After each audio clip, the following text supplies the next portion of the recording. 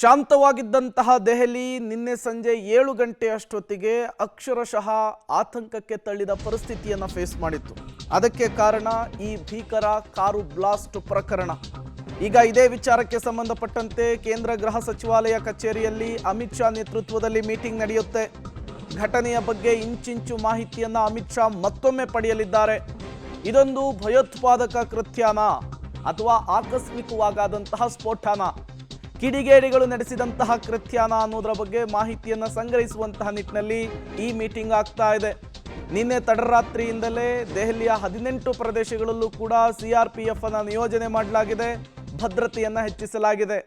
ಇದು ಭಯೋತ್ಪಾದಕ ಕೃತ್ಯ ಅನ್ನೋದೇ ಆಗಿದ್ರೆ ಇಂಟೆಲಿಜೆನ್ಸ್ನ ಫೇಲ್ಯೂರ್ ಆಗುತ್ತೆ, ಭದ್ರತಾ ವೈಫಲ್ಯ ಆಗುತ್ತೆ. ಇದೊಂದು ಆಕಸ್ಮಿಕ ಘಟನೆ ಆಗಿದ್ದೇ ಆದರೆ ಹೇಗೆ ಇದು ಆಕಸ್ಮಿಕ ಆಗಿ ಬಂತು, ಏನು ಸಾಗಿಸ್ತಾ ಇದ್ರು, ಎಲ್ಲಿಗೆ ಸಾಗಿಸ್ತಾ ಇದ್ರು, ಒಂದು ಕಾರು ಬ್ಲಾಸ್ಟ್ ಆದಾಗ ಅದರ ತೀವ್ರತೆ, ಅದರ ಪರಿಣಾಮ ಇಷ್ಟಿರೋದಕ್ಕೆ ಸಾಧ್ಯನಾ, ಎಲ್ಲದರ ಬಗ್ಗೆಯೂ ಕೂಡ ಮಾಹಿತಿಯನ್ನು ಪಡೆದುಕೊಂಡಿದ್ದಾರೆ.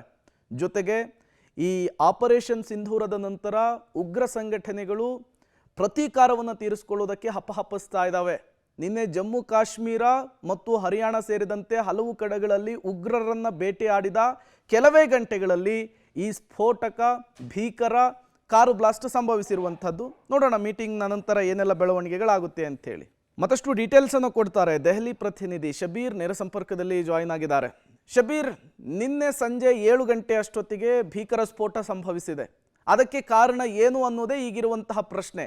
ಬಟ್ ನಿನ್ನೆ ಸ್ಥಳಕ್ಕೆ ಬಂದು ಮಾಹಿತಿಯನ್ನು ಪಡೆದುಕೊಂಡಂತಹ ಗೃಹ ಸಚಿವರು ಈಗ ಮತ್ತೊಂದು ಮೀಟಿಂಗನ್ನು ನಡೆಸೋದಕ್ಕೆ ಮುಂದಾಗ್ತಿದ್ದಾರೆ ಅನ್ನೋದು ಗೊತ್ತಾಗ್ತಾ ಇದೆ. ಯಾರ್ಯಾರು ಭಾಗಿಯಾಗ್ತಾರೆ ಮೀಟಿಂಗ್ನಲ್ಲಿ, ಜೊತೆಗೆ ಈ ಮೀಟಿಂಗ್ನಲ್ಲಿ ಸ್ಫೋಟಕ್ಕೆ ಕಾರಣ ಏನು ಅನ್ನೋದ್ರ ಬಗ್ಗೆ ಏನಾದರೂ ಗೊತ್ತಾಗುವಂತಹ ಚಾನ್ಸಸ್ ಇರುತ್ತಾ, ಹೇಗೆ ಅಂತೇಳಿ? ಪ್ರೇಮ್, ನೋಡಿ, ಈಗ ಸದ್ಯಕ್ಕೆ ತನಿಖೆ ಪ್ರಗತಿಯಲ್ಲಿದೆ. ನಿನ್ನೆ ರಾತ್ರಿ ಸಾಕ್ಷ್ಯಾಧಾರಗಳನ್ನು ಸಂಗ್ರಹಿಸುವಂಥ ಕೆಲಸವನ್ನು ಕೂಡ ಎಲ್ಲ ತನಿಖಾ ಏಜೆನ್ಸಿಗಳು ಕೂಡ ಮಾಡಿದ್ದಾವೆ. ಪ್ರಾಥಮಿಕವಾಗಿ ಒಂದಷ್ಟು ಮಾಹಿತಿಗಳನ್ನು ಕೂಡ ಸಂಗ್ರಹಿಸುವಂಥ ಕೆಲಸಗಳು ಕೂಡ ಆಗಿದ್ದಾವೆ. ಇವತ್ತು ಕೇಂದ್ರ ಗೃಹ ಸಚಿವ ಅಮಿತ್ ಶಾ ಅವರ ನೇತೃತ್ವದಲ್ಲಿ ನಡೀತಾ ಇರುವಂಥ ಸಭೆಯಲ್ಲಿ ಎಲ್ಲ ತನಿಖಾ ಏಜೆನ್ಸಿಗಳ ಮುಖ್ಯಸ್ಥರು ಭಾಗಿಯಾಗ್ತಾರೆ. ಮುಖ್ಯವಾಗಿ ಡೆಲ್ಲಿ ಪೊಲೀಸ್ ಕಮಿಷನರ್ ಕೂಡ ಭಾಗಿಯಾಗ್ತಾರೆ. ಈ ಸಂದರ್ಭದಲ್ಲಿ ಈ ಘಟನೆಗೆ ಸಂಬಂಧಪಟ್ಟಂತೆ ಮಾಹಿತಿಯನ್ನು ಕಲೆ ಹಾಕುವಂಥ ಕೆಲಸವನ್ನು ಅಮಿತ್ ಶಾ ಅವರು ಕೂಡ ಮಾಡ್ತಾರೆ.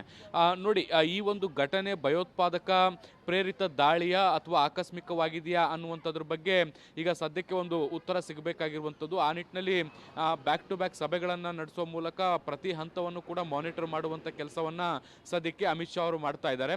ಇದ್ರ ಜೊತೆಗೆ ದೆಹಲಿ ಪೊಲೀಸರು ಕೂಡ ಸಾಕಷ್ಟು ಕ್ಷಿಪ್ರ ಕಾರ್ಯಾಚರಣೆಗಳನ್ನು ಕೂಡ ಮಾಡ್ತಾ ಇರುವಂಥದ್ದು.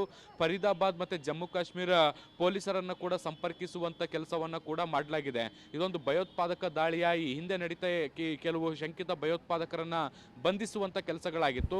ಅದಕ್ಕೆ ಪೂರಕವಾಗಿ ಈ ಒಂದು ದಾಳಿ ನಡೆದಿದೆಯಾ ಅನ್ನುವಂಥ ಅನುಮಾನಗಳು ಕೂಡ ಈಗ ಸದ್ಯಕ್ಕೆ ಪೊಲೀಸರಿಗಿದೆ. ಸೊ ಹಾಗಾಗಿ ಇದನ್ನ ಪತ್ತೆ ಹಚ್ಚುವಂತ ನಿಟ್ಟಿನಲ್ಲಿ ಒಂದಷ್ಟು ತನಿಖೆಗಳು ಕೂಡ ನಡೀತಾ ಇರುವಂಥದ್ದು. ಈಗಾಗಲೇ ಸ್ಥಳದಲ್ಲಿ CCTV ದೃಶ್ಯಗಳನ್ನು ಕೂಡ ವಶಪಡಿಸಿಕೊಳ್ಳಲಾಗಿರುವಂಥದ್ದು.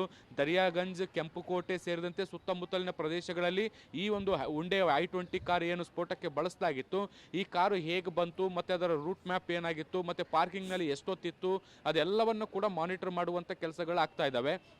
ಈಗ ಪೊಲೀಸರು ಕೊಡ್ತಾ ಇರುವಂಥ ಮಾಹಿತಿಗಳ ಪ್ರಕಾರ ಮಧ್ಯಾಹ್ನ 3:30 ಅಷ್ಟೊತ್ತಿಗೆ ಈ ಒಂದು ಕಾರು ಪಾರ್ಕಿಂಗ್ ಲಾಟ್ಗೆ ಬರುತ್ತೆ.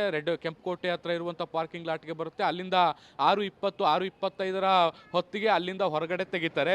ಆ ಎಲ್ಲ ದೃಶ್ಯಗಳು ಕೂಡ ಈ ಒಂದು CCTVಯಲ್ಲಿ ದಾಖಲಾಗಿರುವಂಥದ್ದನ್ನು ಕೂಡ ಗಮನಿಸ್ಬೋದು. ಮತ್ತು ಕಾರ್ನಲ್ಲಿ 3 ಪ್ರಯಾಣ ಮಾಡ್ತಾ ಇದ್ರು ಅನ್ನುವಂಥದ್ದು ಕೂಡ ಗೊತ್ತಾಗ್ತಾ ಇದೆ. ನೋಡಿ, ಈ ಒಂದು ಹೊಂಡೈ ಕಾರ್ನ ಹಿನ್ನೆಲೆಯನ್ನು ಕೂಡ ಪತ್ತೆ ಹಚ್ಚುವಂಥ ಕೆಲಸಗಳು ಆಗ್ತಾ ಇರುವಂಥದ್ದು.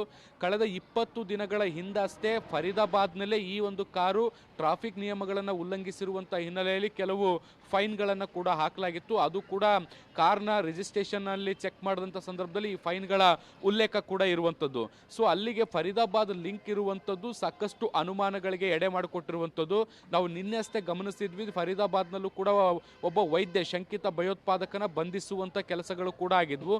ಸೊ ಹಾಗಾಗಿ ಒಂದಕ್ಕೊಂದು ಲಿಂಕ್ಗಳು ಕೂಡ ತಾಳೆ ಆಗುವಂಥ ಸಾಧ್ಯತೆಗಳು ಕೂಡ ಕಾಣಿಸ್ತಾ ಇದ್ದಾವೆ.